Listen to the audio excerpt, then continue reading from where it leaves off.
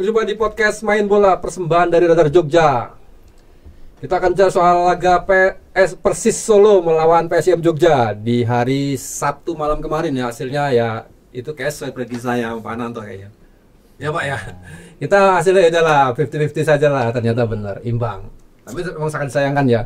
Babak pertama PSM sudah unggul, akhirnya kemenangan depan mata pupus oleh gol Clayton di menit injury time. Oke, podcast Main Bola kali ini kita ditemani oleh sesuatu yang beda. Ini ada makanan banyak ini. Nah, ini bukan UMK, ini UMKM ini kan. Dari Kopi Tuku yang ada di Kota Baru ini. Ya, hari ini kita sponsor oleh Kopi Tuku.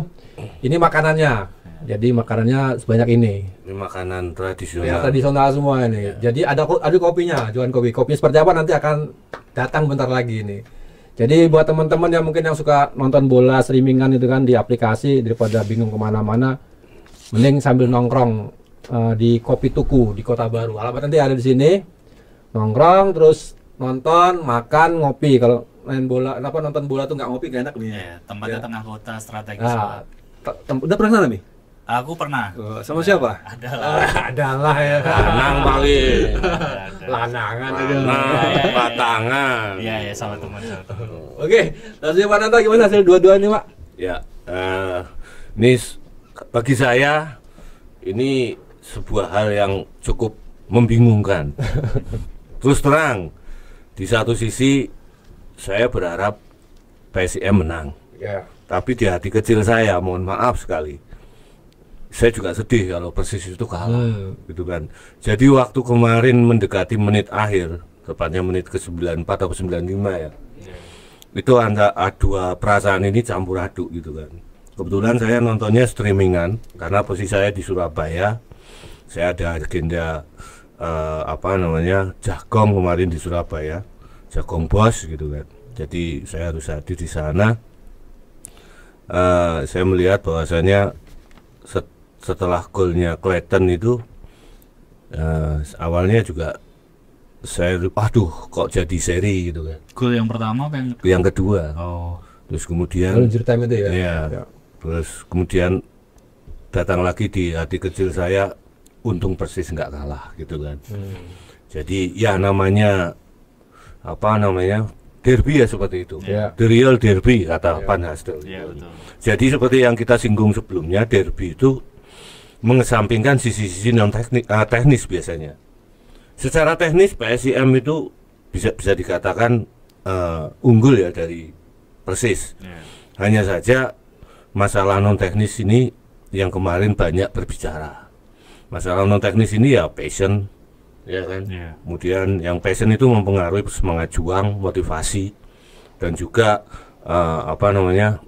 perasaan nggak mau kalah, karena ini kan derby serumpun, derby Mataram gitu kan, maksudnya antara Jogja dan Solo. Jadi antar gengsi, passion, motivasi campur aduk di situ, dan itu mengalahkan sisi teknik biasanya.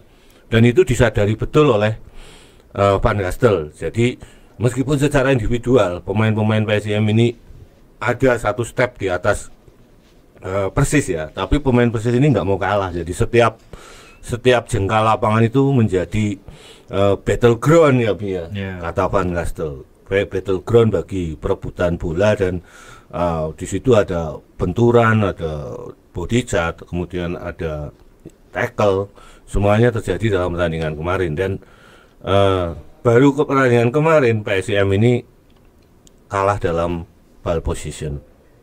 Ini yang mungkin menjadi salah satu penyebab dari hasil imbang dari PSM lah. Dan Van Gastel menyebut bahwasanya, bagi saya juga perasaan saya bahwa hasil seri kemarin itu seperti kekalahan di kubu PSM. Karena ya gimana ya, sudah hampir injury time udah hampir selesai, 2 kali kebobolan, yang satu dianulir. Itu golnya Clayton yang pertama itu jelas karena dia pelanggaran duluan terhadap Ramos ya. Yang kedua ini, yang gol terakhir ini yang membuat kita semua ini jadi bingung gitu kan. Ini terjadi karena fokus pemain-pemain dari PSM ini nggak tahu kemana gitu kan. Apakah mereka menganggap bahwa itu sudah killing time, itu sudah selesai waktunya, tapi ternyata Lucky blow sundulannya dari Clayton ini sebenarnya sundulannya tidak begitu berbahaya. Iya. Nah, sayangnya kok Cahya Supriyadi ini tidak fokus menganggap bola itu keluar gitu kan. Karena ini bolanya parabol dan posisi Cahya itu sebenarnya masih bisa menggapai bola itu, tapi dia menganggap bahwasanya bola ini sudah keluar. Nah, inilah sebenarnya dalam sepak bola itu kesalahan kecil bisa mengubah segalanya. Ya, inilah yang terjadi saat kemarin. Jadi di sepanjang pertandingan mungkin Cahya bermain bagus ya, tapi sayang ada beberapa hal-hal detail kecil yang dia mengalami kesilapan. Saya akhirnya ya hasil imbang terpaksa dibawa pulang oleh PSIM. Mungkin teman-teman Belajar Musti itu juga banyak yang kecewa, kenapa kok nggak bisa mempertahankan keunggulan. Tapi memang dari statistik yang kita lihat dalam pertandingan kemarin, PSIM memang kurang dalam penguasaan bola gitu kan, kurang unggul lah dalam penguasaan bola. Ini berbeda dengan pertandingan-pertandingan lainnya. Dan di babak kedua PSIM ini juga terlihat kurang mampu dalam mengendalikan ritme permainan. Saya nggak tahu kenapa, tapi mungkin karena derby ya, ya itulah yang terjadi gitu kan. Tapi memang kemarin ya jujur saya juga senang kalau PSIM menang gitu kan. Tapi saya sedih juga kalau Persis kalah, karena Persis kok kalau kalah ini akan semakin terbenam gitu kan. Tapi begitu saya lihat klasemen, hati saya bergejolak lagi nih. Mending PSIM yang menang gitu kan. Kalau seri pun Persis ini juga nggak banyak tertolong gitu kan. Masih di peringkat 17. Masih di peringkat 17 dan tambahan 1 poin itu masih jauh bagi Persis untuk meninggalkan zona degradasi gitu kan. Jadi antara sedih, senang, dan sedih lagi gitu kan. Saya coba kalau PSIM kemarin itu bisa memetik hasil kemenangan, mereka sudah di peringkat ketiga kalau nggak salah. Tiga kan. Dan yang unik kemarin nilai raihan poin dari PSIM dan PSS Jogja, PSS Sleman ini hampir sama. Yang satu poinnya 20 di pertandingan ke-9, yang satu poinnya 19. Berapa? 19. Cuma selisih satu poin. Dan dua-duanya juga posisinya menarik ya. Alhamdulillah papan atas semua gitu. Dan apapun ini menjadi bukti kalau PSIM ini tim yang tidak mudah terkalahkan. Tidak mudah kalah gitu loh maksud saya. Jadi harapan Belajar Musti, Medan atau supporter PSIM lain agar yang ingin melihat PSIM ini bermain nyaman setiap minggu sampai pekan kemarin masih terjaga. Mungkin itu mungkin itu aja Pak. Van Gassel mengatakan bahwa seri rasa kalah bisa diuraikan mungkin walaupun sudah banyak ya. Ya itu statementnya pasca pertandingan memang ada tersirat kekecewaan ya, karena babak pertama unggul meyakinkan dari permainan dari gol 2-0.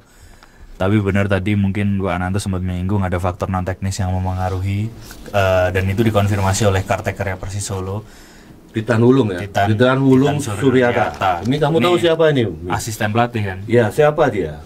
Maksudnya siapa itu definitifnya? Ya. Nggak tahu sih Pak. Ini adalah anak kedua kalau nggak salah, anak kandung lah intinya. Dari almarhum pelatih Kawakan Yudi Suryata. Dari Masaran Sragen, tetangga desa saya. Oke, nah ngomongin soal itu dulu kali ya. Terakhir kita podcast kan waktu itu preview sebelum pertandingan bahwa ini nanti akan jadi duel menarik sesama pelatih Belanda Peter de Roo, terus ya itu jadi momentum pembuktiannya Peter de Roo.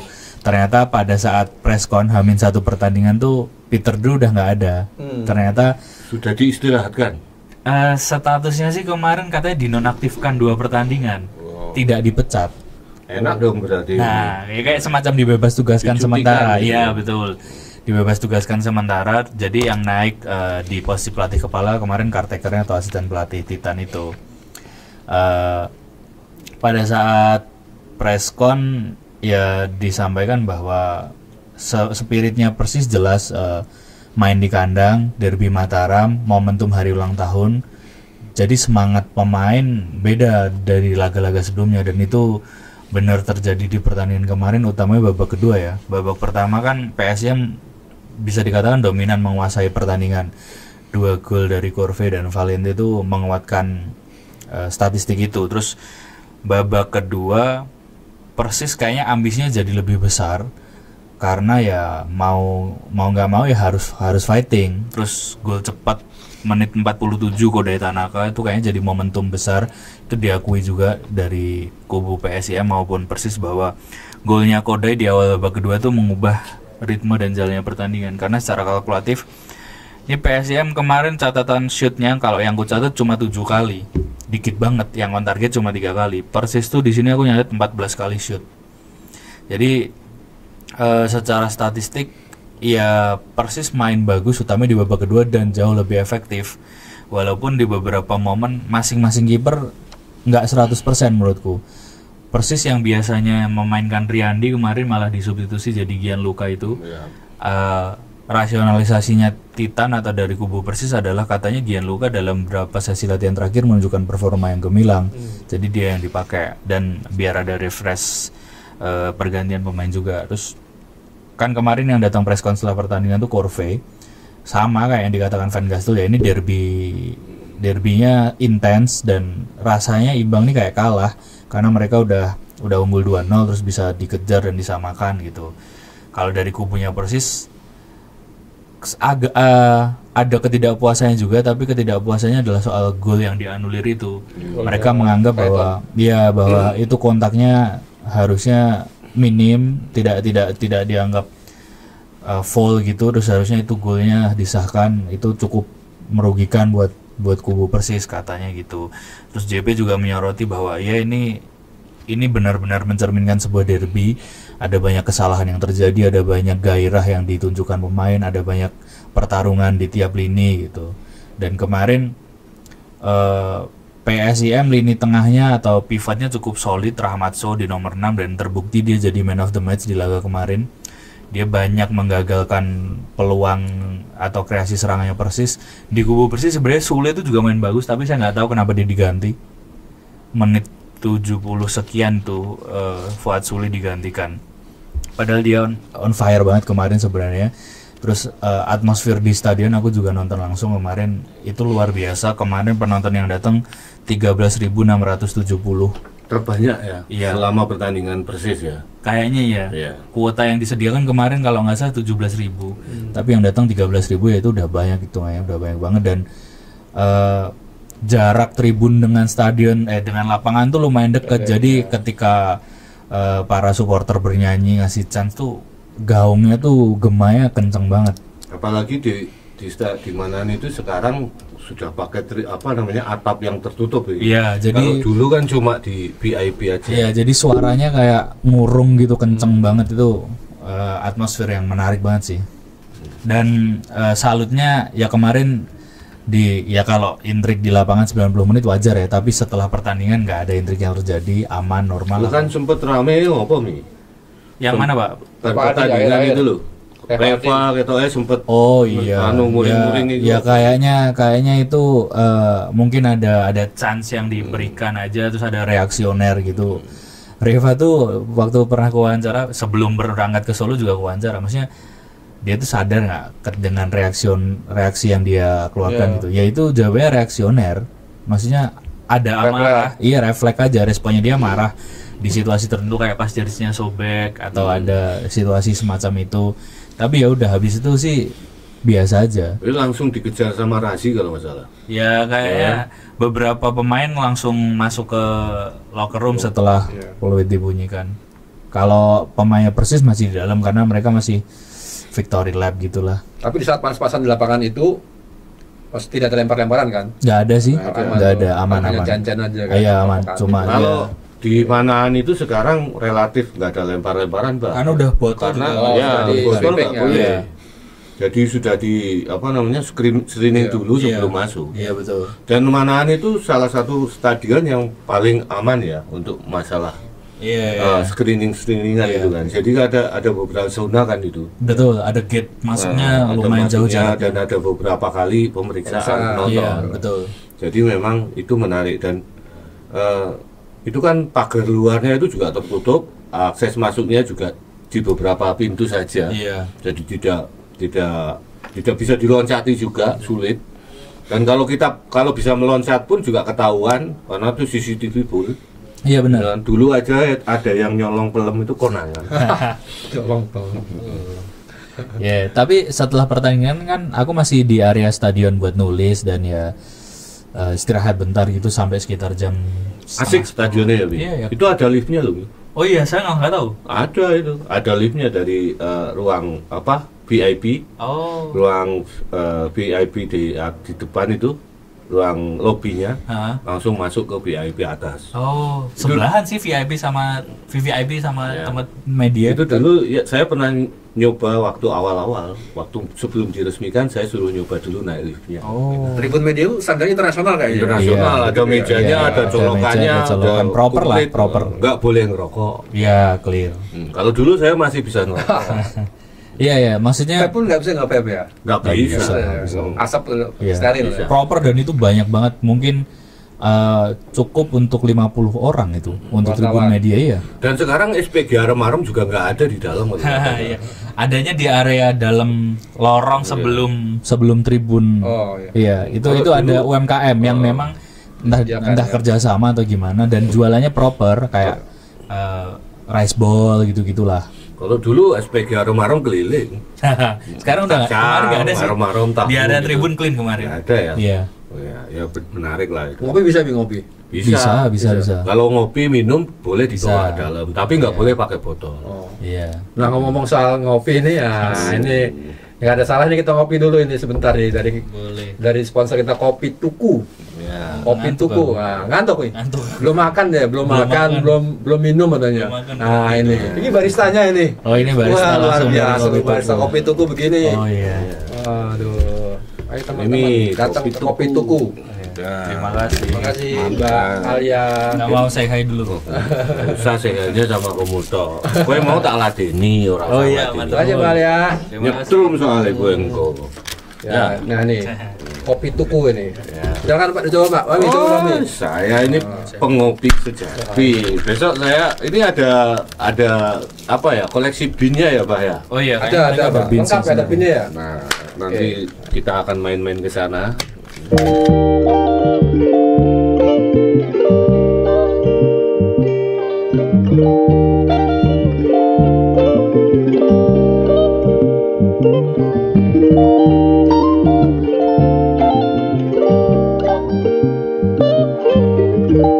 Di sini tuh lokasinya nyaman banget sih. Terus juga di tengah kota juga kan, jadi aksesnya juga gampang. Kopinya banyak variannya, terus juga enak banget dan kan baru pertama kali coba kan, ternyata enak banget. Terus untuk variannya tadi nyobain arem-arem sayur, terus ternyata enak banget, rasanya gurih juga.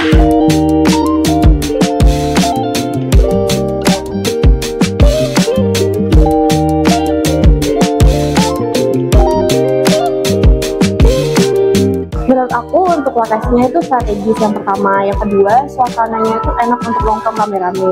Tapi untuk tempat belajar, mungkin untuk yang studi ya, cafe studi itu kurang cocok. Cuman kalau misalnya buat nongkrong rame-rame seru-seruan itu cocok banget karena dia outdoornya jauh lebih luas dibanding yang indoor. Jadi kayak lebih berasa aja untuk kebersamaan kalau misalnya nongkrong rame-rame. Untuk kopi, karena kebetulan aku pertama kali kesini, aku baru nyoba kopi yang best seller. Itu kalau nggak salah kopi tangga. Nah, karena aku pesen yang no sugar, menurut aku dia sama sekali nggak manis karena emang no sugar dan emang benar-benar kopinya itu kuat. Jadi untuk orang yang mungkin sudah high buat minum kopi itu cocok banget. Untuk creamy aku suka, cukup creamy bagi aku. Terus dia juga nggak begitu lengket, ya maksudnya kayak tidak lengket di langit-langit mulut untuk creamy-nya. Jadi overall 9/10.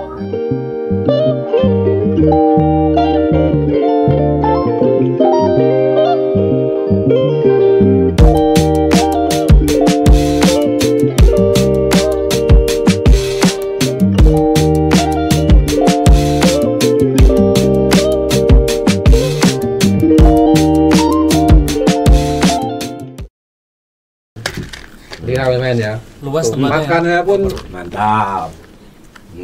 makannya nih kopi tuku. Sangat kecil lah, kopi tuku kecil aja nih. Kopi tuku. Ini Saya makanannya komplit. Ya. Jajanan pasar kalau dulu saya kecilnya ini. Tapi macam-macam ini. Semuanya ada. Ini Fahmi makan ini seneng banget ini. Suruh produser suruh tos tuh Pak, tos dulu Pak, ada tos tuh, tos katanya. Oh iya, enak tapi serius. Tos. Tos. Enak Tos ya? dulu Mi. Kayak ini aku habis 5 menit deh. Enak semua. Minum kopi atau minum air putih loh. 2 menit habis. Iya, Ya. Oke. Ngomong-ngomong soal ini Pak ya, kayaknya tumben ya PSM kalah dalam ball possession ya. Iya. Dan saya lihat tuh PSM Shoot mainnya yang jelas nggak kalah. seperti biasanya bola tuh dari kaki-kaki. Apakah Iya. ini karena faktor Vidal nggak ada? Salah satu itu. Ya. Salah satu karena faktor Vidal. Jadi Vidal ini kan pemain yang unik ya. Selain dia bisa memanfaatkan peluang, dia juga bisa memegang bola secara intens gitu kan. Nah, kemarin di situ ada Corvi memang, dan Corvi alhamdulillah juga tampil cukup bagus ya. Gol perdana juga. Nah, gol perdana juga. Dan dia bisa cetak gol setelah melewati 10 pertandingan. 10 pertandingan. Harus 10 pertandingan baru dia cetak gol gitu kan. Ya mungkin keran golnya bisa terbuka terus. Ini jadi pertama dan bukan yang terakhir bagi Corvi ya. Semoga. Nah, ketiadaan siapa namanya si Vidal ini membuat Valente ini seperti kehilangan Tandemnya. teman sejati gitu loh. Jadi Valente ini juga kemarin sering kebingungan untuk memberikan opsi umpan gitu. Iya. Terus kemudian parahnya lagi si siapa namanya Fase ini juga nggak main maksimal ya. Underperform menurut saya kemarin. Underperform. Mainnya si Fase ini juga kurang, nggak tahu kenapa setelah dia cedera kok kelihatannya traumatiknya ini masih. Iya, 2 pertandingan Ya, terakhir dalam ini. 2 pertandingan ini dia nggak begitu tampil maksimal gitu Iya. kan. Kelihatannya dia masih terpengaruh banget dengan cederanya. Kalau masalah fisik saya pikir enggak lah. Iya, Mungkin iya. karena masalah cederanya ini. Karena cederanya ini unik, karena cederanya diakibatkan oleh lapangan latihan gitu. Iya. Jadi mungkin dia main sebenarnya di Manaan itu juga lapangannya lebih proper kan. Iya, jauh. Cuma saja kan dia masih berpikir ulang gitu. Apalagi rekan senegaranya ini kan juga sempat mengalami patah kaki saat Latihan karena juga. lapangan juga gitu. Iya. Jadi dia masih berpikir ya mungkin berhati-hati dalam pertandingan kemarin ya. Jadi 2 pertandingan ini si Spase ini belum maksimal dan akibatnya di lini tengah PSIM ini juga minim kreasi serangan ya. Iya. Golnya kemarin kan sebenarnya golnya Corvi ini kan kesalahan pemainnya pasti. Kesalahan juga. kiper. Kesalahan kiper Iya. ya.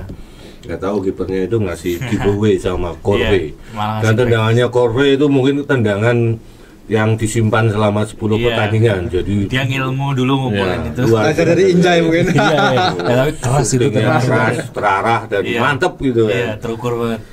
Ya saya juga cukup kaget Corvi bisa Bisa ya ternyata gitu. ya bisa kayak mencetak gol. Ya memang seorang penyerang itu butuh gol lah seperti itu. Iya. Terus di sisi di sisi Persis sendiri kehadiran Sule ini Iya. menjadi roh baru ya. Iya. Sule ini kuat dalam penguasaan bola. Ngingetin saya kayak Kante, cuma Sule lebih gempal. Lebih badannya. gempal dan memang dia nggak begitu nggak begitu mainnya itu nggak begitu kenceng. Iya. Dia lebih ke stylish gitu kan. Iya, iya. Tapi dia penguasaan bolanya bagus. Iya betul. Dan umpan-umpannya kalau nggak salah juga cukup oke kan. Dan Beberapa ini kali dia saya notice bagus. kemarin ini Pak, dia bawa bolanya kuat Ya. dalam arti nggak mudah kehilangan. Ya itu bola penguasaan itu. bolanya Iya. dia kuat sekali gitu kan. Nah ini sebenarnya pemain seperti ini yang dibutuhkan oleh PSIM juga. Dia tuh yang di band 9 laga tuh dia kan. Iya. Iya, Oh. Celtic itu. Ya, Sule. Oh iya iya iya. Ya, enggak, dia bekas pemain Celtic makanya Kualitasnya, ya. kelihatan. Nah kalau kemarin kita sempat singgung pemain grade A atau tier 1 yang ada di Persis ya sebenarnya Sule ini. Sule ini ya. Yang lainnya masih tanda tanya lah. Iya, dia gitu udah kan. main 2 Nah, match. beda dengan PSIM banyak grade A-nya di situ. Iya. Vidal juga ternyata masuk grade A juga Mi. Juga siapa Valente juga. Jadi ada 2 hal faktor itu mungkin Pak yang menyebabkan kemarin PSIM ini kurang banyak dalam penguasaan bola. Ya, nambahin dikit ini ya. Kemarin soal Anton Fase yang kurang perform atau underperform tuh aku setuju karena dia tuh kan kemarin dipasang di wing kiri. Head to headnya dia sama Gio Numberi. Gio tuh berapa kali bisa lewatin, bahkan ngolongin tuh kayaknya ada 3 atau 4 kali. Dan aku baru kan ini ngeliat daftar susunan pemainnya Gio tuh ternyata tidak tergantikan sama sekali. Dia 11 pertandingan main terus. Ya, dia bekas pemainnya mungkin PSIS. salah satu man of the match di Persis itu Gio Numberi itu. Gak lewat tuh pantan fase itu. Bener. Tapi dia solid banget. Tapi Gio itu nggak bisa kebalikannya, Gio nggak bisa lewat sama Nermin Helzita. Iya. Bolanya kerebut sama Helzita apa? Iya. Sempat dong. Bener, iya. Tapi maksudnya determinasi overlappingnya Gio tuh ngeri banget ya untuk posisi bek kanan dia. Ya, tapi Gio ini memang pemain yang bagus ya. Tampilannya oke gitu kan. Tapi yang masih kurang dari dia itu keputusan akhir. Keputusan akhir di lapangannya dia itu masih sangat kurang. Jadi setelah dia bisa lewat pemain dan sampai ke sepertiga akhir lapangan pertahanan lawan, bingung apakah untuk dia salah ambil decisionnya. Apa bolanya mencelat jauh atau kena dilawan atau apa, itu sebenarnya dari sisi pergerakan position itu bagus. Cuma ya itu asis pertamanya Clayton yang dianulir tuh dari Gio bukan Pak? Iya kan? Itu dari kiper malah. Yang pertama, yang kedua iya jelas dari kiper yang kira. Yang pertama saya nggak begitu lihat. Yang Ramos di telikung. Nah itu umpannya kalau nggak salah kan dari samping kan? Bukan dari kiper ya? Bukan itu umpan tarik. Iya. Cuma kan karena posisinya Clayton ini yang kata Gastel ini katanya 3 meter katanya. Tapi emang tinggi banget ya? Ya katanya 3 meter ini memang kalau posisi head to head seperti ini ya gampang sekali dia mencetak gol kan. Ya kayak gayanya jadi Renan Alves kemarin di Barito kan seperti itu. Jadi pelatihnya Persis ini meskipun caretaker ya si Wulu Titan ini juga melihat bahwa kelebihan pemain-pemainnya Persis itu dari segi postur tubuh ya. Dan ini juga disorot juga sama si Gastel karena Gastel ngomong bahwasanya di pertandingan sebelumnya timnya ini sering kebobolan lewat set piece, terutama lewat set piece. Saat menghadapi pemain-pemain yang posturnya lebih bagus. Nah di PSIM ini kan nggak ada postur yang menyamai si Clayton ini kecuali Helzita. Tapi positioning keduanya kan berbeda. Kalau saat bertahan kan cuma mengandalkan Yusaku dan Ramos yang memang tinggi badannya lumayan gitu kan. Tapi sebenarnya Yusaku sama Ramos kalau dari sisi postur badan untuk defender ya kalau dibandingkan Clayton, Renan Alves itu masih kurang gitu ya. Nah mungkin kalau dengan Inje itu masih imbang gitu loh. Ramos itu 188 bersama dengan saya aja 185. Clayton itu 190. Ini tumben-tumbennya Van Gastel mengganti lebih dari 2 pemain kan, kayak Dede Sapari masuk akhirnya kan, Abioso masuk, terus Anton Fase pun ditarik lebih awal. Ini apa faktor apa nih? Kayaknya itu deh karena ngelihat Fase tidak maksimal itu deh. Nggak tahu ya alasnya apa, karena kalau ngomongin konteks misalnya rumput lapangnya Manahan tuh mungkin salah satu yang terbaik di Indonesia kan, harusnya nggak ada masalah sama itu. Apakah misalnya demam panggung, nggak tahu ya, karena emang itu ya tekanan dari supporter, atmosfernya itu emang kenceng banget, intens banget. Dan ya karena tajuknya derby ya, kayak para pemain, bahkan pemain baru, aku tuh sempat wawancara sama Vidal, sama Saku. Kalau Reva atau pemain lokal mungkin udah tau lah soal sejarah panjang derby Mataram seperti apa. Tapi beberapa pemain asing tuh bilang ini pertandingannya agak beda. Betul ini derby, semua orang membicarakannya.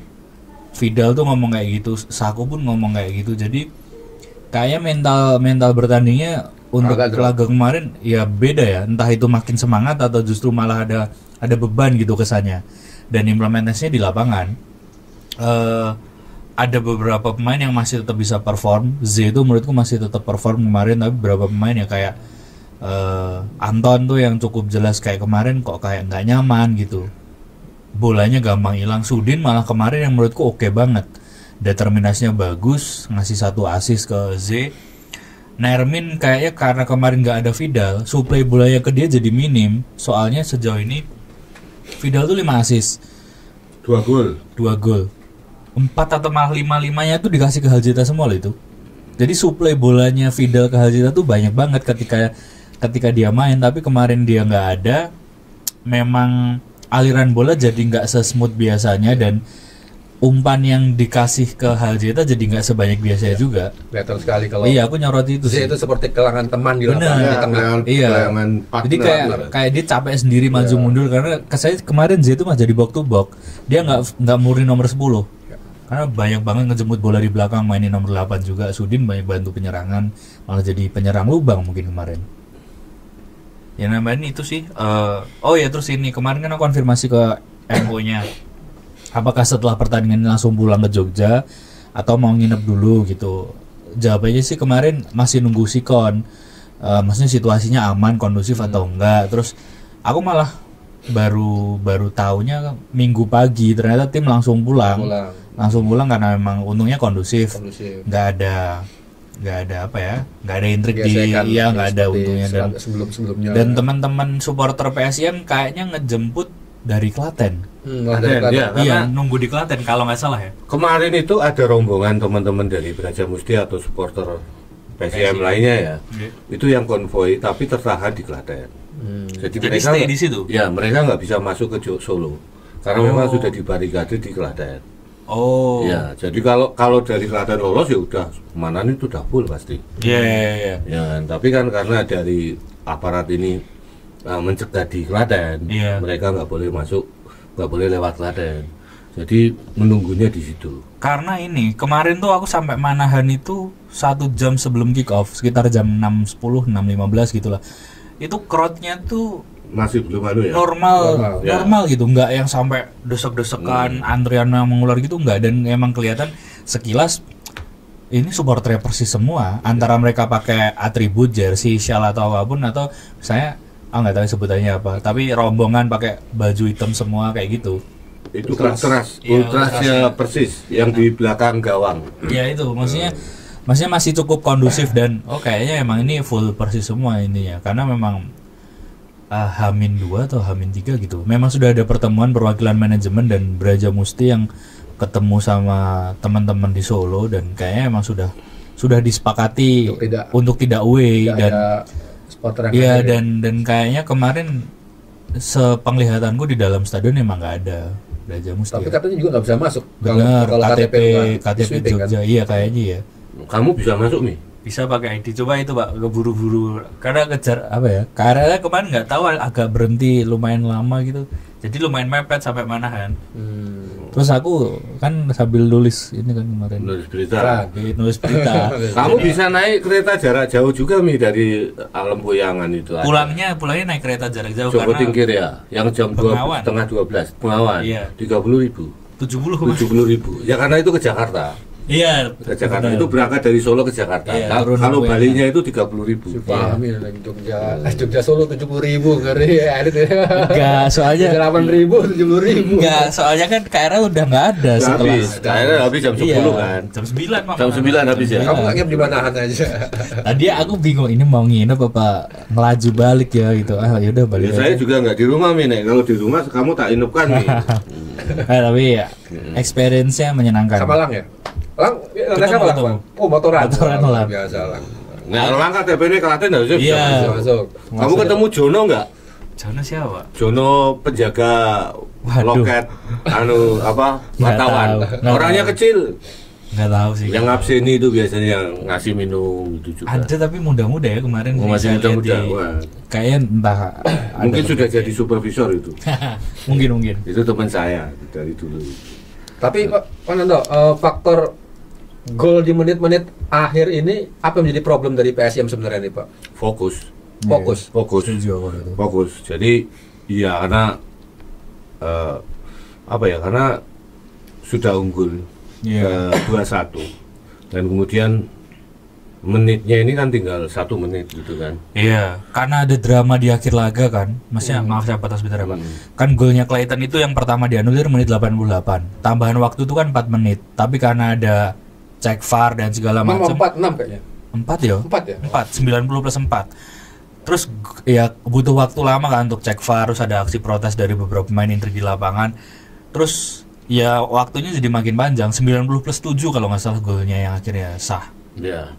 Dan itu wasit untungnya saat kiper menendang bola itu nggak meniup peluit. Oh iya, ditunggu sampai selesai Iya, dulu ya. ditunggu sampai disundul. Iya. Nah kalau itu prit gitu sebelum sampai kepala dan ternyata kok setelah ditiup itu sampai kepala dan bola masuk, itu problem lagi. Iya. Saya kadang mikir kenapa sih pakai diulang segala? Karena kalau ditendang diulang lagi. Kalau itu ditendang nggak diulang nggak Iya, gol. Gitu.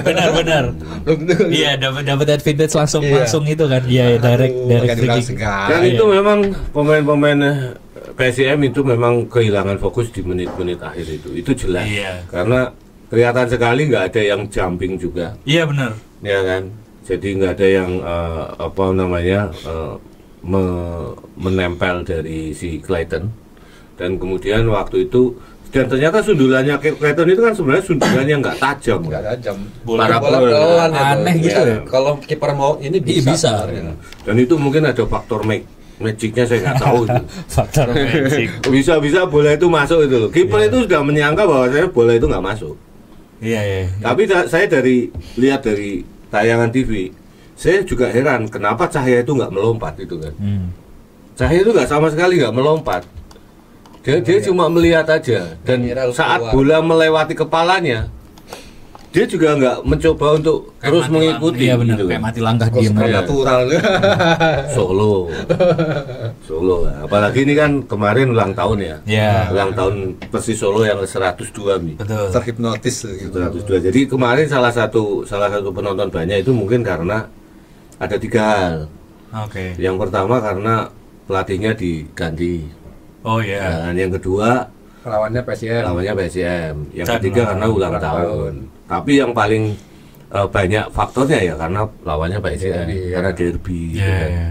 Nah, derby ini kan sudah lama sekali nggak terjadi kan. Iya benar. Baru kali ini dan ini terjadinya di level kasta tertinggi Liga Indonesia. Kalau sebelumnya kan di Liga 2, Iya. derbynya 2 kali ketemu gitu. Aku menyadari itu sih kayaknya atmosfer atau tekanan dari penonton yang sebegitu banyak apakah besar atau signifikansinya terhadap performa pemain gitu ya. Karena sejauh ini kalau main di SSA kan supporternya tidak terlalu banyak. Maksimum yang disediakan Panpel itu 9.000.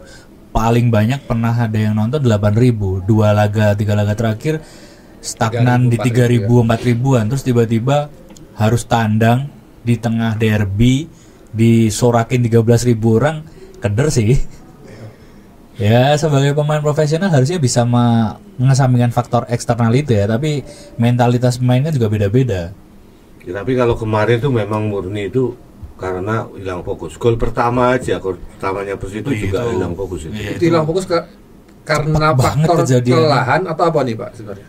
Karena belum siap aja, karena itu Gol menit pertama awal. ya, yang Ya. 47 kode. Ya, jadi sebenarnya kan menit-menit kritis dalam sepak bola itu kan 5 menit pertama 5 menit sama 5 pertama menit terakhir. sama 5 menit terakhir. Baik itu di babak pertama atau babak kedua. Dan sama-sama gol Ya. itu. Karena di babak kedua, kalau kita begitu masuk lapangan, pemain ini kan setelah turun minum, biasanya adrenalin dia kan turun lagi. Iya. Untuk mengembalikan ke fitness level yang sama di babak pertama, itu perlu waktu Iya. antara 1 sampai 5 menit atau 4 menit gitu kan.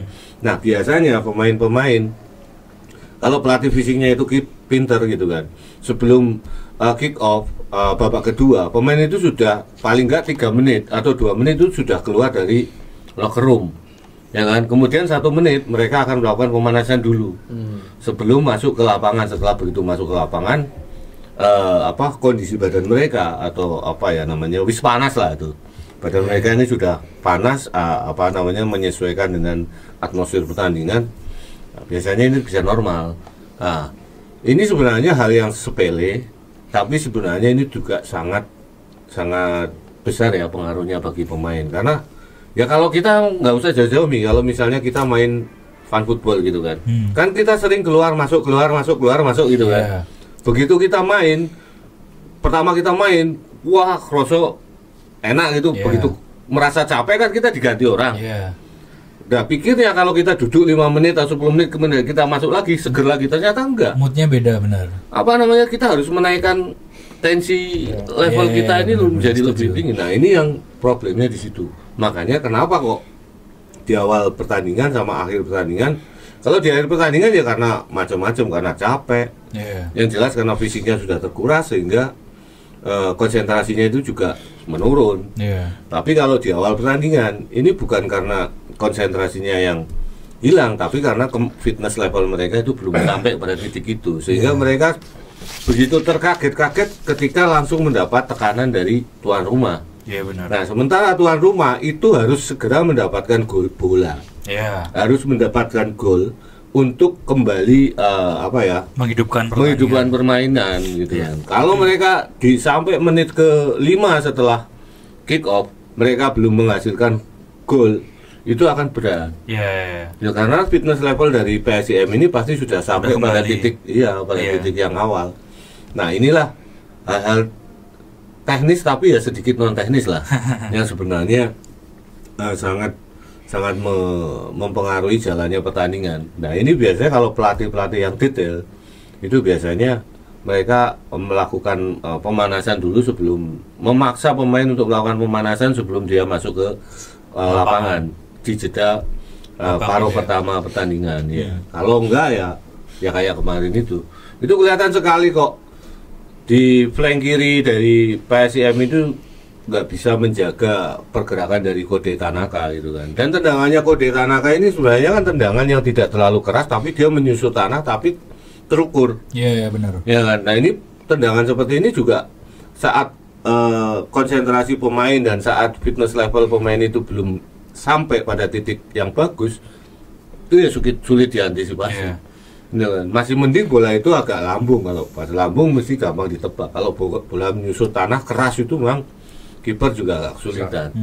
Gitu. Nah, sedikit ini ya, kalau biasanya kan habis pertandingan tuh ya sekalipun derbynya panas intens itu kan handshake, salaman sama pemain lawan atau misalnya tukeran jersey atau apa. Kemarin tuh aku ngelihat ada kekecewaan mungkin yang ditunjukkan Cahya Supriyadi karena mungkin dia nggak puas sama penampilannya.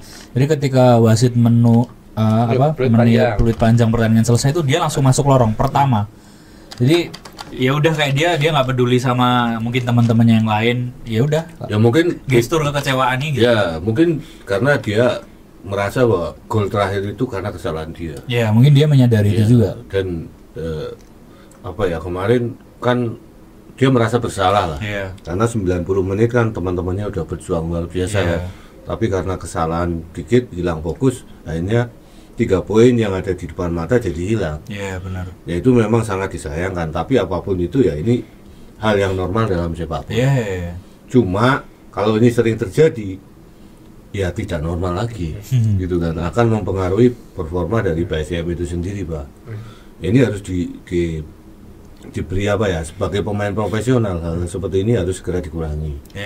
Jangan ini berlarut-larut dan kemudian terulang lagi. Gitu. Kemarin kan ada momen lagi Cahya maju, ya karena pas garis pertahanan tinggi, dia nggak ikut tinggi, terus tiba-tiba ada serangan balik, dia backnya telat. Jadi itu umpan lambungnya Sule. Makanya. Yang dikejar sama Tanaka kalau nggak salah. Nah itu makanya kita sempat ngobrol tentang positioningnya si Cahya ini. Dia bukan ball playing goalkeeper. Ya, yang pertama ini kebalikan dengan kipernya PSS Sleman. Fahri kebanyakan maju, tapi ternyata itu justru mana instruksi gitu kan. Nah, ini keberanian lagi gitu. Nah, ini yang harus disikapi betul oleh pelatih kiper dari PSIM. Mau diapakan ini kalau hal-hal seperti itu. Kemarin kalau telat 1 langkah aja udah selesai itu. Benar. Udah selesai. Dan ini akan karena karakter permainan PSIM ini menuntut kiper yang ikut main juga. Betul, menuntut garis pertahanan mereka itu selalu tinggi. Betul. Terlalu tinggi dan sejajar. Dan harusnya kiper bisa mengimbangi gitu. Dan Cahya belum menunjukkan itu sejauh ini. Dan sempat beberapa kali dia telat keluar kandang sehingga tembakannya Castagne atau siapa itu pertama.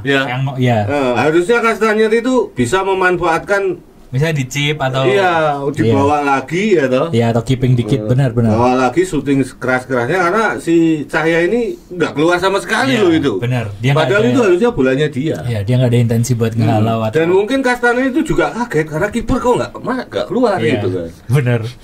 Karena Bener. mungkin panik terus akhirnya dia langsung Iya, tendang kenceng aja. Tendang kenceng dan akhirnya naik. Iya, iya, itu iya. sekali lagi karena kualitas pemainnya juga kayak gitu. Ya untungnya itu Castaner ya. Kalau Kodai Wah, atau So selesai itu gitu kan. mungkin beda cerita ya benar. Nah, nggak usah itu Bidal aja lah selesai. Oh iya. Dan beberapa status teman-teman Baja Musti yang ini saya lihat memang menyalahkan ini. Waduh, Cahya kok belum Iya. terus kayak dari dia. Iya. Hal seperti itu. Next match dia nggak main sih karena dapat panggilan timnas. Oh, Jadi iya. Harlan lagi gitu kan. Karena pertandingan berikutnya kan tanggal 22 itu lawan Bayangkara di Sultan Agung. Cahya sama Raka dapat panggilan timnas U23 sampai tanggal 27 kalau nggak salah. Oh, mungkin kemarin masuknya si Rio itu juga menjadi persiapan bagi Van Hastel ya. Ya mungkin. Karena Raka ini kan nanti akan Ada panggilan pelatnas, dari iya. timnas, kemudian si siapa namanya Cahya Cahya ini juga juga. panggilan dari timnas. Kalau saya pikir dengan hadirnya Harlan itu juga kualitasnya nggak kalah. Iya. Justru malah Harlan ini terlihat lebih matang dibanding Cahya Supriyadi. Iya. Nah, jadi di PSM ini punya dua kiper yang punya standar sama. Bedanya satu kiper timnas, yang satu belum timnas, intinya Iya. gitu. Tapi kalau misalnya Harlan ini main terus, bisa jadi dia juga jadi levelnya jadi sejajar dengan Hernando juga, gitu kan. Iya. Mm-mm. Ya. Itu Pak. Ya, oke, terima kasih ya Kopi Tuku. Akhirnya Pak Ami sudah tidak haus lagi dan tidak lapar lagi. Ya. Kami katanya makan terakhir tadi malam. Tadi kemarin sore. Kemarin sore, Wah. gila. Ini dietnya diet nggak ketulungan ini kan. Makanya lihat arem-arem ini seneng gitu kan. Langsung matanya jadi hijau. Ya, teman-teman ya, kalau mau ngopi silakan ngopi di Kopi Tuku. Tempatnya juga strategis di Kota Baru ya. Kota Kota Baru. Kota Baru. Silakan. Kan tempat Makannya elit juga gitu ya, enak. Mi, ya. Tempat asik buat Strategis, nongkrong. ya, tengah kota. Memang ele Pak Ami. Kalau kopi kan udah habis loh. Wah, kok Luar biasa. kopi ini untal loh Mi ya. Mi, lagi-lagi lagi-lagi siapa Rafinha? Iya. Tidak dibawa. Di bawah. Ini kayaknya sudah peruncing ini persoalannya. Aduh. Masih off the record. Enggak, aku bukannya repot saya balik. Tak bukain nih. Ngomong. Bukan off bukan bukan off record atau on the record. Tapi memang kalau dari statementnya JP ya itu ya seperti yang sebelumnya pernah ku sampaikan, dia punya alasan kenapa tidak membawa Rafinha atau tidak masukkan nama Rafinha ke dalam starting list. Cuma memang dia enggan membuka secara gamblang kenapanya. Tapi ya benar kayak yang sempat kita bahas ini tadi. Mungkin udah makin mengerucut nih arahnya mau kemana, entah di loan atau malah dijual. Dan aku ngelihat masih ada dua perspektif atau dua pihak ya dari teman-teman supporter. Ada yang ya sudah legowo, legowo dan terbelah lah intinya. iya, ada dua stance gitu ya. Ya sudah legowo, Rafinha memang kayaknya lebih baik kalau mau tetap punya karir ya loan, pindah ke tim lain, entah itu masih di Liga 1 atau turun grade ke Liga 2. Ada juga yang masih menyayangkan kayak harusnya Rafa setidaknya dikasih kesempatan main dulu dari awal. Kalau memang toh dia tidak bisa membuktikan diri, ya sudah, tapi paling nggak ngelegani teman-teman supporter bisa ngelihat dia lagi dari menit pertama gitu. Aku sih ya mungkin sesegera mungkin ya dapat statementnya dari Rafinha soal ini, karena 2 pertandingan nggak masuk DSP itu Dan nggak ikut ke Solo ya? nggak ikut. Ya ini warning sih menurutku. Kalau nggak dimainkan tapi ada di cadangan tuh kita masih bisa mewajarkan lah. Tapi 2 pertandingan berturut-turut nggak dibawa. Dan kemarin JP ke Solo cuma bawa 21 pemain. Ya dikit hitungannya. Iya, mini squad. Iya. Ya ini artinya kan memang Van Gassel tuh punya pendirian tersendiri. Iya. Iya. Terhadap pemain. Dan ini kan Mas, maksudnya kuota asing regulasinya tuh kan 11. Iya. Saat ini PSM sisa 1.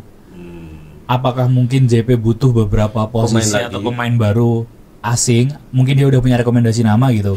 Ya berarti kan harus mengorbankan beberapa nama. Misalnya pun Rafinha, ya aku nggak tahu ya. Mungkin tapi Oh, berarti kalau Rafinha mungkin di loan aja bisa ya, Mi ya? bisa. Karena kan kuotanya itu kan 11 itu kan Rafinha sudah sudah 10 ya Iya. dengan Rafinya. Kalau Sisa 1.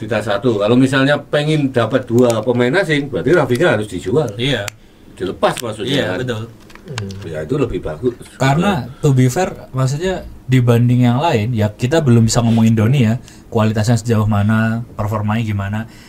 Tapi semua pemain asing lainnya perform. Termasuk Dibanding. yang kita Underestimate ya, Corve. Derry Corve. Yang ternyata Derry Corve ini umurnya 27 nih. Iya, 98 kalau nggak salah. 98, Iya. jadi bukan pemain muda lagi gitu. Iya, sebenarnya Eh. menuju usia matang Ya usia bola. matangnya sepak bola ya 27 Ya, ini, 289, Iya. 289. Dan ternyata dia kemarin bisa cetak gol, Iya. meskipun dapat giveaway gitu kan. Iya. Maksudnya bukan dari open play-nya dari PSIM gitu kan. Dia belum terbukti. Tapi Iya. artinya kan kasih Corve bola enak, Iya, pasti bisa masuk. Gitu. Tapi mungkin ini Mikal yang lebih tahu sebenarnya bukan si Gastel ya, Soal soal Rafinya. Irwan. Bukan, Siapa? Rasi. Karena Karena penentunya ini ada di Rasi. Kalau penentu teknik, masalah teknis itu Van Gastel. Van Gastel sudah pasti tidak Rafinya itu tidak ada dalam skenarionya Van ya, Gastel. nggak masuk. Sudah kelihatan dari awal gitu kan. Iya. Tapi kan Van Gastel kan nggak mau ini pemain sudah dikontrak kok gitu kan. Dan pemain ini sudah ada sebelum dia datang. Betul. Hanya ya sudah, ya tetap apa adanya gitu kan. Nah mungkin nanti di putaran kedua Gastel kan sudah melakukan beberapa evaluasi terkait dengan skuadnya ini kan. Iya. Mungkin tidak hanya Rafinya aja yang nanti mungkin akan terlempar. Bisa. Beberapa pemain lokal ini juga yang tidak pernah masuk DSB ya. Iya. Itu juga kemungkinan besar akan jadi target selanjutnya. Cuma kalau pemain lokal ini kan jauh lebih sulit untuk mencari pemain lokal sekarang. Iya. Lebih sulit karena ya tim-tim ini rata-rata pemain yang punya kualitas oke ini semuanya sudah masuk, Udah punya tim. ya sudah punya tim. Kalau pemain asing ini Mungkin masih ada terbuka. beberapa yang Ya. free transfer. Mm. Kemarin tuh salah 2 pemain yang nggak dibawa ke Solo adalah ya Rafinya dan Kasim Botan. Ya. Saya ngeliat di storynya Rafinya, dia latihan berdua sama Kasim gitu. Kayak apa ya, rasanya ya ada sisi kasihannya juga. Aku kayak berdua doang, yang lain berangkat ke Solo, terus dia latihan berdua Lalu gitu. si Fidel kayaknya latihannya beda beda. tim dia. Iya. Maksudnya gini, ini kalau opini gue ya dan prediksi gue juga. Kalau ngomongin tega-tegaan, Gastel tuh kan menurutku dia sangat profesional sebagai pelatih. Dia nggak butuh Rafinya terus minta manajemen lepas aja, saya ada rekomendasi nama pemain baru yang bisa mengisi posisinya dia atau menggantikan dia. Gastel dengan tegas bisa melakukan hal itu dan manajemen nggak bisa nolak karena ya sejauh ini Gastel bisa membuktikan kok bisa bawa PSM ke posisi 5, main tiap minggu enak ditonton. Dan bosnya teknis itu kan Gastel. Iya, jadi menurutku Gastel tidak mempertimbangkan soal bahwa Rafinya tuh musim lalu 20 gol, top skor, terus bahwa PSIM naik ke Liga 1. Itu variabel yang mungkin tidak ada di catatannya dia.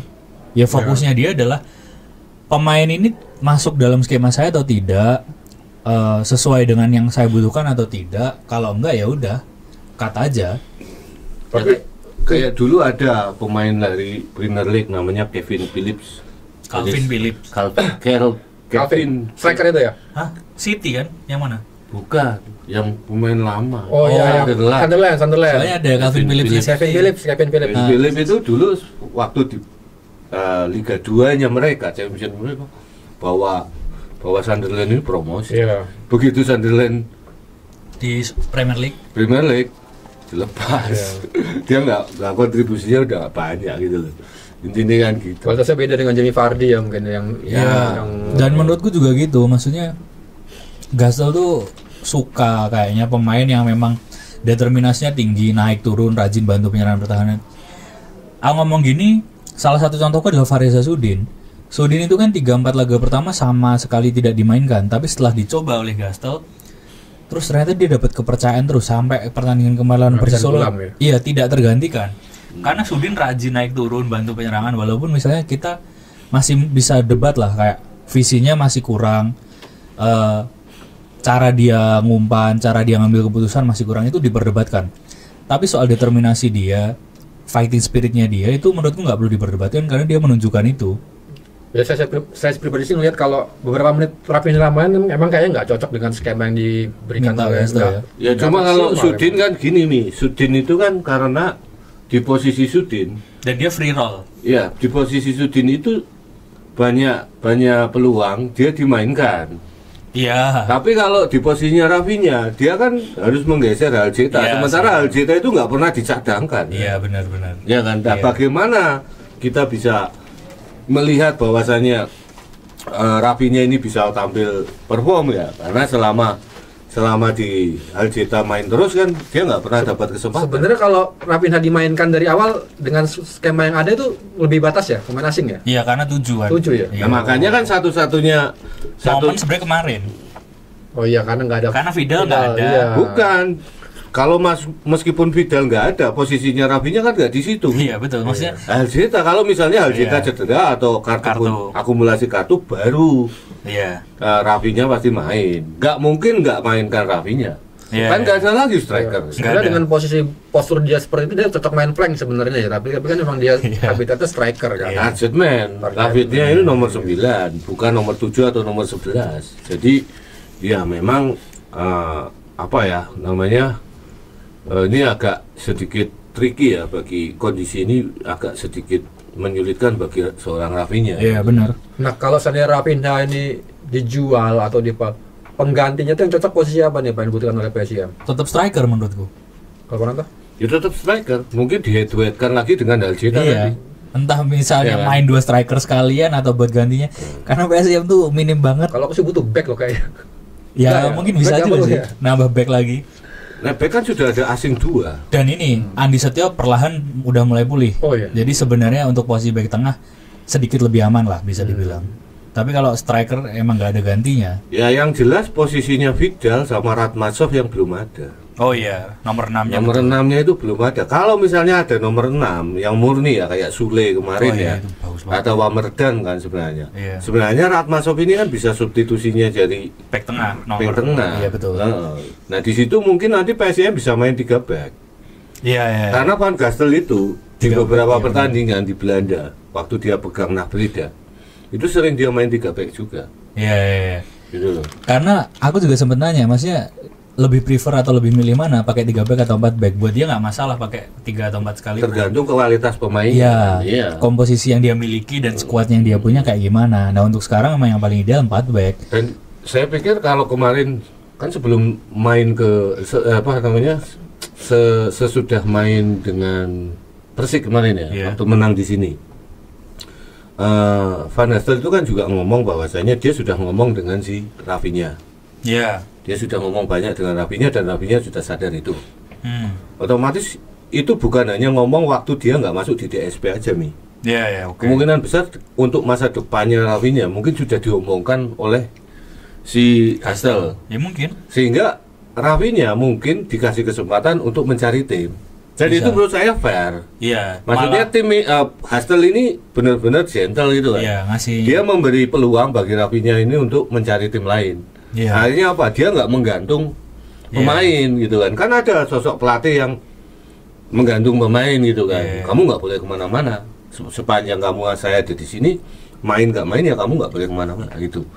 Nah ini dikasih kesempatan untuk mungkin untuk cari tim gitu Ya, kan. bisa aja sih karena transfer Januari, sekarang udah November, Ya. mau pertengahan. Ya mungkin nanti teman-teman supporter itu ya harus bisa merelakan ya. Iya. Karena yang namanya pemain ini kan datang dan pergi. Betul, dan ya aku sepakat maksudnya pemain tidak pernah lebih besar dari klub ya. Ya, jangan sampai. Iya. Pelatih pun juga sama. Iya. Dan biasanya pelatih itu yang punya punya komitmen kayak Iya. pelatih-pelatih Eropa. Mereka sebenarnya bukan keras kepala, tapi kan mereka menjaga marwah mereka bahwa Iya. saya bosnya. Gitu. Iya betul. Iya kan? Dan memang itu yang terjadi dan ya nggak apa-apa. Ini nggak apa-apa. Dan Van Gastel kan sudah memperlihatkan karakternya dia seperti Iya. itu. Gitu. Iya, Dan, ya cuma di internal pemain kan memang ada sedikit yang mungkin waduh.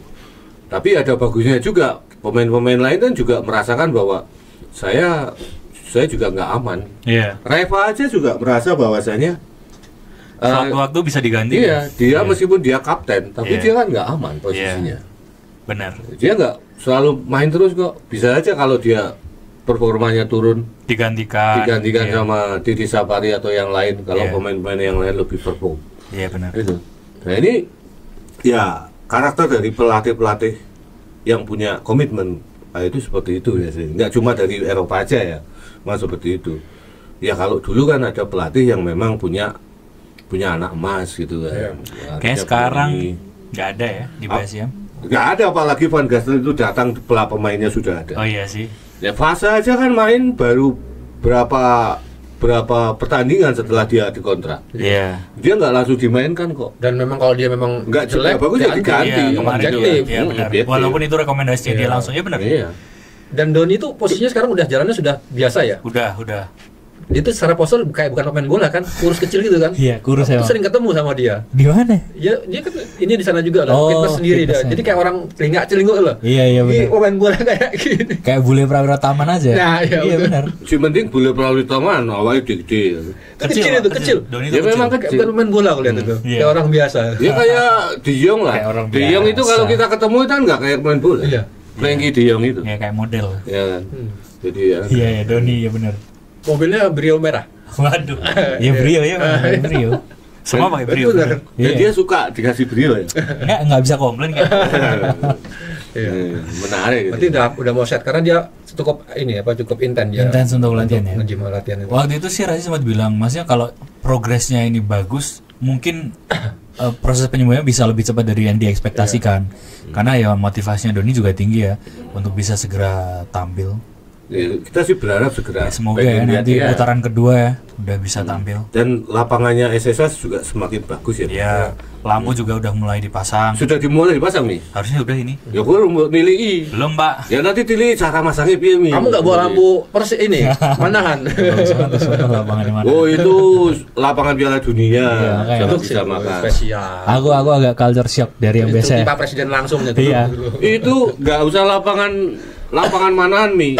Nyari semua lapangan yang ada di kota Solo dan sekitarnya. Itu sekarang fasilitas lampu semua. Iya. Dan rumputnya standar kayak di manahan semua. Nah kalau di SSA kan lampunya masih pakai tiang di pinggir lapangan. Kalau Manahan kan lampunya udah keliling gitu, kayak apa ya?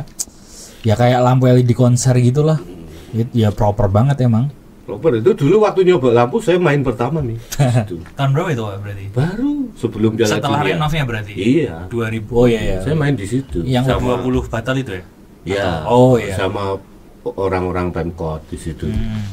Sama wartawan. Dulu kan mesti yang disuruh jadi kelinci percobaan kan wartawan dulu. Jadi kalau naik ke Sleo rapopo wartawan gitu. Iya. Sampai ada anak-anak apa teman dari Radar Solo itu yang patah sini. Waduh. Tapi nggak main di mana aja. Jadi semua lapangan di Solo itu sekarang diperbaiki. Lapangan Siwaru dulu jeleknya kayak apa sekarang bagus. Oh iya. Lapangan Belulukan yang ada di Karanganyar itu yang ada di Colomadu itu juga udah bagus. Dan sekarang malah sering jadi lapangan Kota Barat apalagi lebih bagus. Dan Sriwedari itu juga oke. Dulu wah minta ampun kerasnya Sriwedari itu. Sekarang udah bagus semua.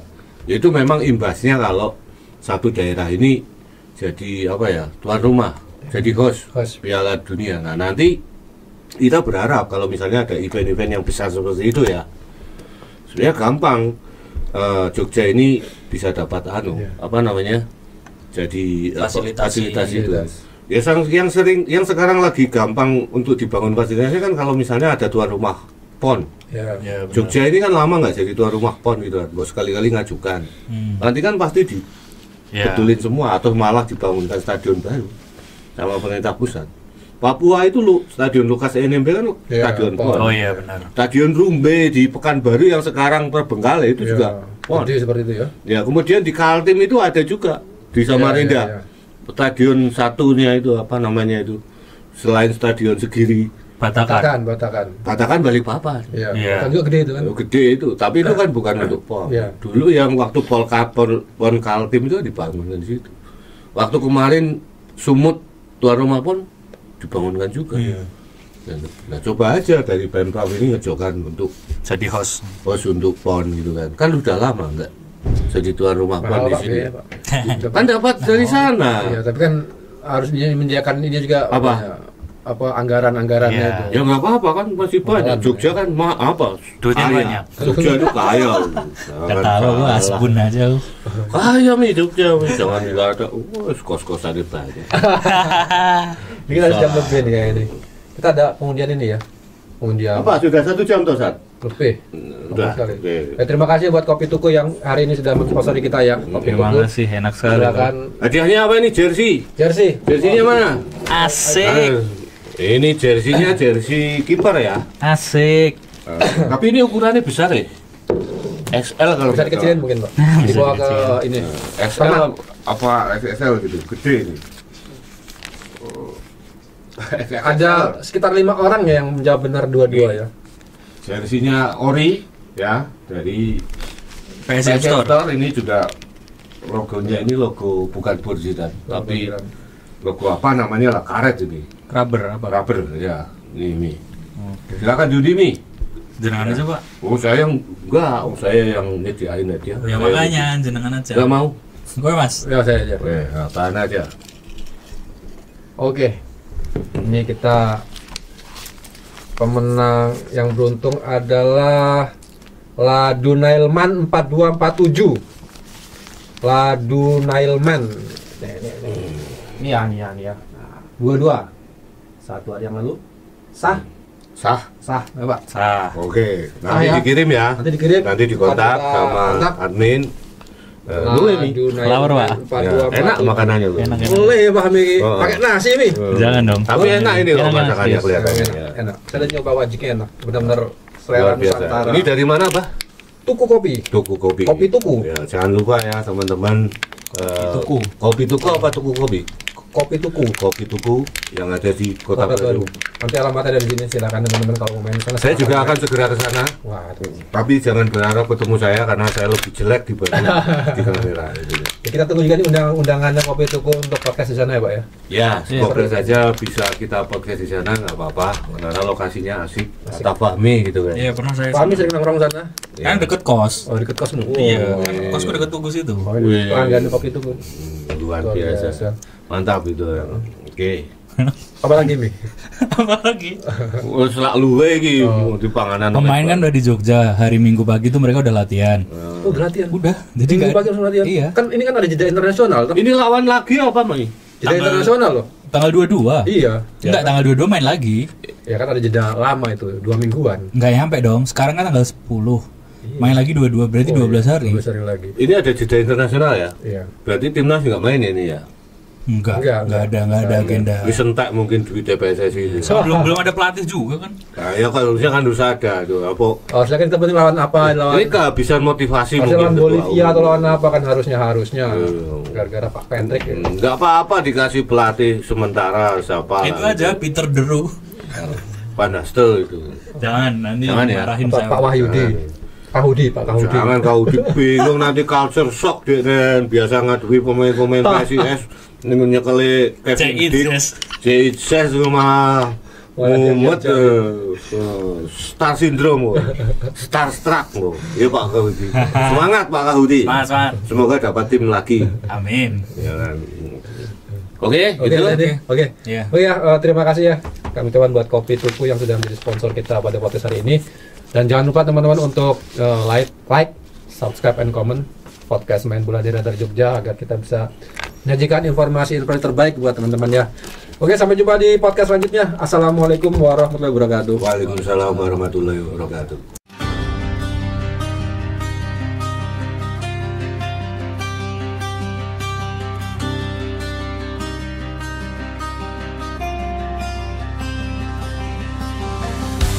Woke up slow on a quiet dawn.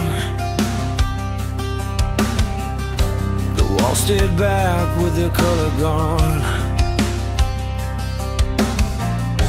A towel hung limp on a wooden chair. Life whispered softly in the still, thin air. I stepped outside, no shoes, no chains. The wind hums songs through the open place. To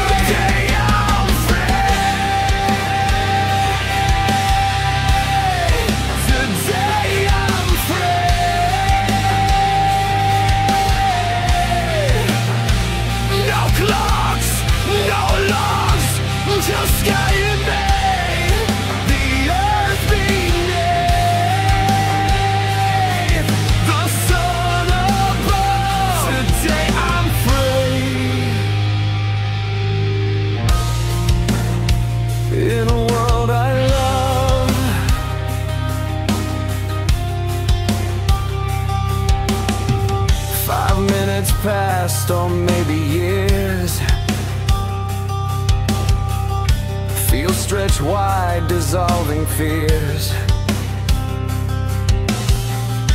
The grass sang stories beneath my feet. Time dissolves.